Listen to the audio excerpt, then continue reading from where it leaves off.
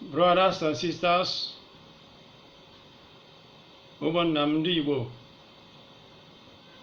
ọ bụ nwanne unu nwoke Nneoma Isaac Osu n'oge ilu Igbo na-asị unu daalụ. I want to explain two Igbo proverbs. The first one says, atụara ọmara ọmara, atụara ofeke ofere site n'ọhịa. What is that proverb saying? What it says is, if you teach a wise man, he will increase in wisdom. But if you attempt to teach a fool, he will rather prefer to grow in his foolishness.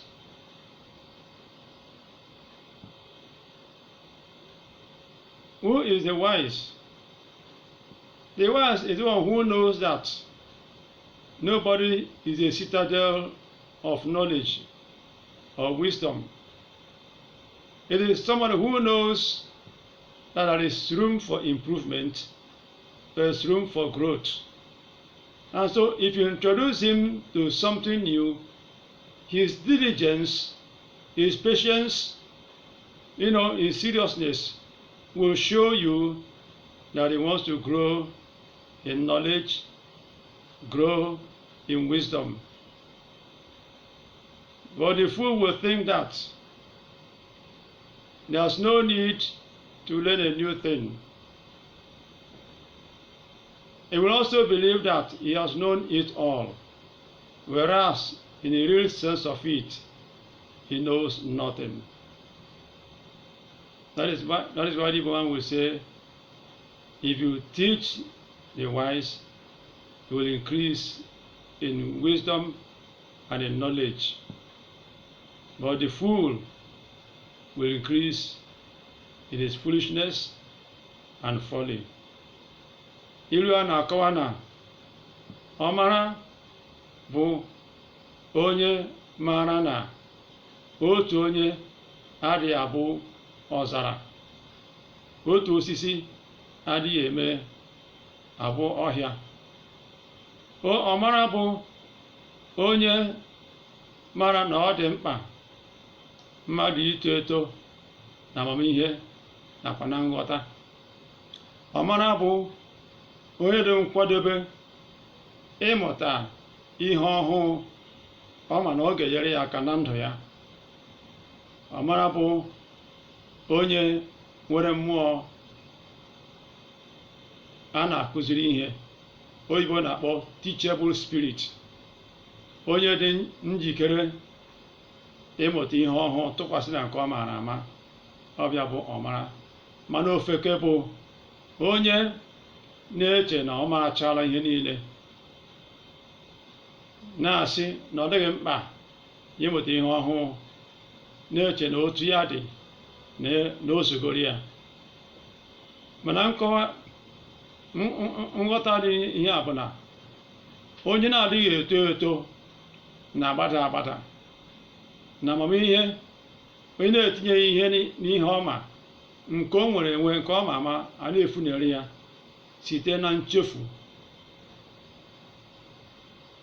Ụmụ Igbo, nke a bụ nkọwa ilu ahụ. Ilu nke abụọ na-asị, onye ataghị mmiri ata adịghị ama na mmiri nwere ọkpụkpụ. Mmiri nwere ọkpụkpụ. That proverb says, if anyone has not tasted water, will not know that water can be bony, that water contains bone in it. What is that proverb saying?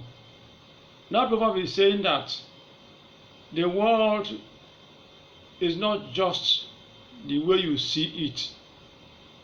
There are experiences in life.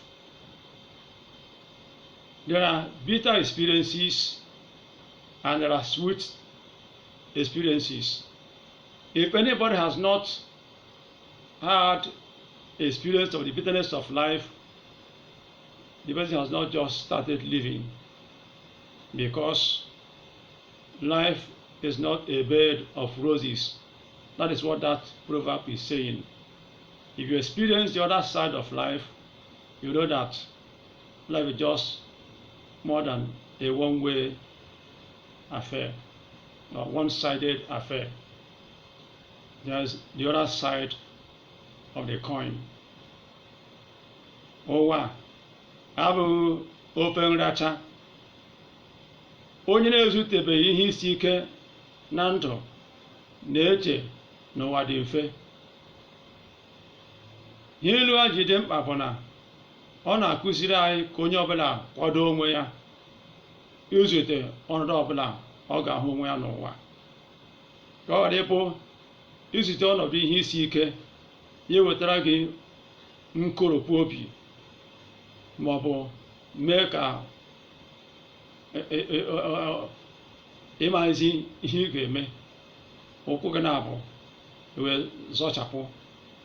Mana ọ bụrụ na ị mara na ụwa dị omimi, dị ogbu, dịkwa abụọ, ọ ga-eme ka ị mata na ị ga-akwado ihe ọbụla ụwa nyere gị, ị nara ya ma kwụrụkwa n'ụkwụ gị n'ahụ.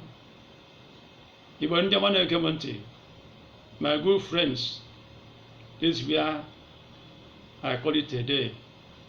Ebe a ka m na-emechi n'oge ilu Igbo nke taa. Ekwere m na n'ịmụtara otu ihe ma ọ bụ abụọ na nkọwa nke ilu a. Ọ ga-adị otu a n'oge ọzọ. Ka ọ dịwa. Chetakwa, ọ bụ nna m Isaac Osu ka gụ na ya nọrịrị.